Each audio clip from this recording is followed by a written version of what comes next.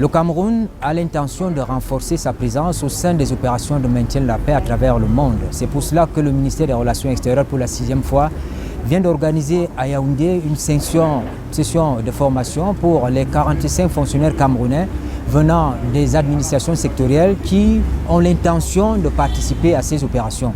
Cette session est conduite par un comité interministériel dont le mandat a été prorogé tout récemment par le président de la République.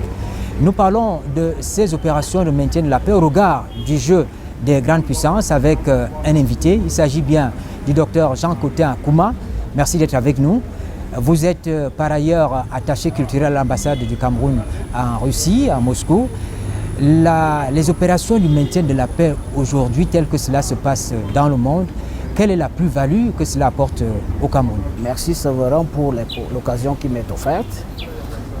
Je dirais que la plus-value scientifique des séminaires qui sont organisés au ministère des Relations extérieures dans le cadre du maintien de la paix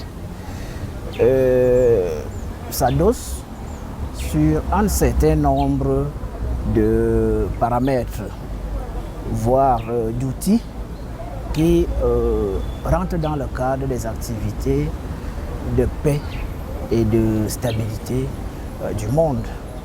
Lesquelles activités font du Cameroun un mendiant de la paix, qui font du premier Camerounais, à savoir son Excellence M. Paul Biya, un défenseur des valeurs de la paix, tant aux Nations Unies que dans des institutions spécialisées telles que l'UNESCO et la francophonie.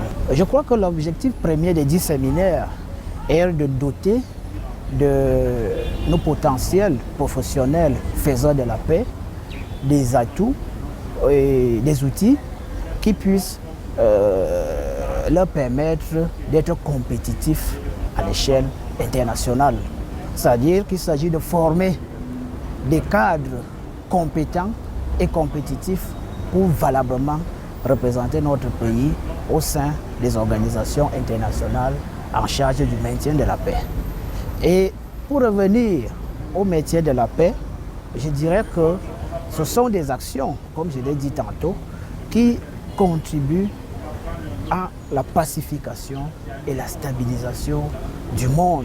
Un monde secoué par plusieurs fléaux, un monde qui est en pleine mutation, un monde qui est en plein bouleversement, un monde qui vit au quotidien, n'est-ce pas, des secousses qui viennent de part et d'autre et qui zappent, n'est-ce pas, toutes les initiatives et les efforts de paix qui sont, n'est-ce pas, engagés par les États et même les organisations internationales. Au regard des foyers de tension dans le monde, nous prenons le cas simple de la Centrafrique tout à côté de nous, le Yémen, nous parlons de la Syrie, on peut interroger l'efficacité de ces opérations de maintien de la paix. La MINUSCA a déjà passé beaucoup de temps en Centrafrique, les résultats sont peut-être là, mais on n'est pas au bout de la chaîne. Vous savez, ces opérations de maintien de la paix sont généralement menées par des organisations internationales qui sont tout simplement chargées d'organiser des rapports entre États. Donc, nous faisons généralement face à un enchevêtrement des rôles entre l'indépendance des acteurs de ces organisations internationales et la souveraineté des États et puis le caractère multilatéral des dites organisations. Donc, ces organisations reçoivent l'influence des rapports de force, reçoivent l'influence de l'entrée des nouveaux rapports dans le grand jeu, c'est-à-dire dans le grand jeu des rivalités qui régissent les relations internationales. Ce qui fait que tout dépend de l'orientation, tout dépend des tendances lourdes ou bien des forces profondes qui, n'est-ce pas, régulent les relations internationales. Ce que nous vivons par exemple en Centrafrique n'est que révélateur de cette nouvelle configuration du monde. Je voudrais justement qu'on parle de ce jeu trouble des grandes puissances, que ce soit en Syrie, au Soudan ou au Nord Kivu, en République démocratique du Congo. On a la présence de la Russie, de la Chine, des États-Unis. ces présences qui parfois gênent. Est-ce que finalement la paix dans ces milieux de tension ne dépend pas du jeu équilibré de ces grandes puissances? Tout à fait. Il y a ce que les scientifiques appellent, les politistes appellent une guerre de proxy. La guerre de proxy consiste pour deux puissances d'utiliser un État tiers comme substitut pour se battre. C'est le cas que nous avons en Syrie. Mais il faut préciser qu'en Syrie, par exemple, les États-Unis et la Russie cohabitent sur la base d'un protocole de sécurité qui est adossé sur des mécanismes de non-confrontation. Parce que vous savez que si nous parvenons à une confrontation russo-américaine, l'humanité pourrait être en danger avec le nombre d'ogives nucléaires, autant pour moi, dont dispose la Russie maintenant, qui s'élève actuellement à plus de 6 000 contre 5 000 pour les États-Unis. Donc la Russie, depuis 2020, d'après les statistiques au plan scientifique, a un pas d'avance sur les États-Unis au plan stratégique. Donc le monde évolue comme ça. Le monde est régulé par le jeu du droit et de la puissance. Et c'est ce que nous vivons, que ce soit sur le plan géoéconomique, puisque la Chine, qui rivalise l'adresse avec les États-Unis au plan économique, sur la scène internationale, et puis au plan stratégico-militaire, nous avons la Russie, qui également est en train de battre en brèche l'hyperpuissance américaine. Nous pouvons même évoquer le plan scientifique avec la rivalité que nous vivons autour de la vaccination contre la pandémie du Covid-19. Donc tout cela contribue, n'est-ce pas, à la nouvelle configuration géopolitique, géoéconomique et géostratégique mondiale.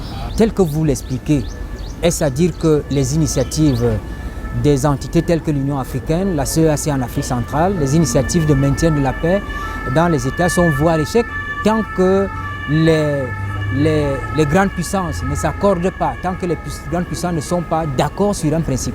Oui, bien évidemment, je crois que nous devons adopter une posture réaliste lorsque nous essayons d'appréhender les conflits, voire les rivalités que nous observons de par le monde entre entités étatiques, et pour arriver au postulat selon lequel bien que la puissance soit relative, bien que la puissance de nos jours, puisque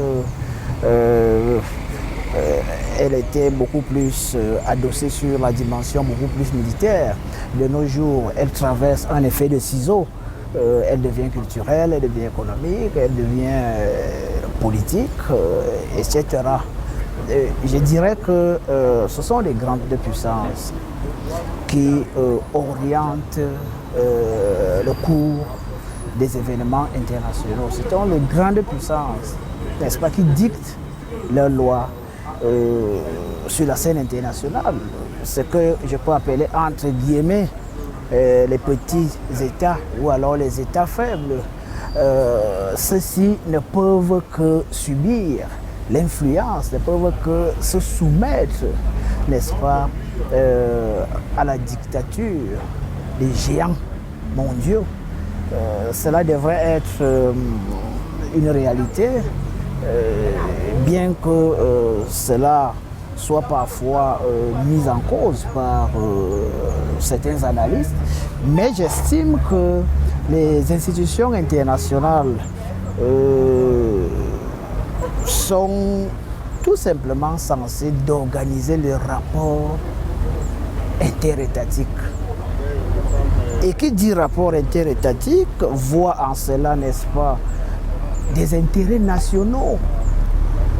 Et des intérêts nationaux qui sont, n'est-ce pas, appréhendés en termes de puissance, en termes de rivalité. Parce que la scène internationale est compétitive. Seuls les plus forts parviennent à s'y opposer. Nous profitons de votre présence sur le sol russe. Vous êtes attaché culturel à l'ambassade du Cameroun à Moscou. Vous avez une meilleure connaissance peut-être des visées de la Russie. La Russie aujourd'hui se trouve sur tous les terrains. La Russie mène un combat aux côtés des États-Unis, aux côtés de la Chine. La Russie est présente. Comment on peut justifier en Syrie, en Centrafrique, en Afrique centrale, cette poussée forte de la Russie? La Russie a fait son entrée dans le grand jeu. La Russie a exhibé ses ambitions, tant géostratégiques, tant géopolitiques et même géoéconomiques, parce que, comme vous le savez, depuis 2019, la Russie, n'est-ce pas, essaye d'établir des liens entre les pays africains et elle, avec l'organisation du sommet Russie-Afrique qui s'est tenu en octobre 2019. La prochaine édition qui aura lieu en 2022. Et la Russie s'investit énormément en Afrique et particulièrement au Cameroun dans l'ingénierie de la connaissance, c'est-à-dire la formation des ressources humaines de qualité qui pourront être aptes ou bien qui sont aptes à soutenir techniquement et technologiquement les grands projets structurants qui ont été mis en place par le chef de l'État. Et la Russie également investit énormément dans la formation en ingénierie militaire à travers des ingénieurs dans différents secteurs, dans des filières pointues, des filières qui sont appelées, n'est-ce pas, à développer ou bien à permettre au Cameroun d'atteindre son émergence à l'horizon 2035 tel que défini par son Excellence Paul Biya. Les décideurs du Cameroun ont bien compris le sens à donner aux opérations du maintien de la paix. C'est pour cela qu'ils organisent très régulièrement des sessions de formation pour ceux qui veulent accéder à ce travail-là. Mesdames, Messieurs, merci de nous avoir suivis et bonne suite des programmes sur la CRTV.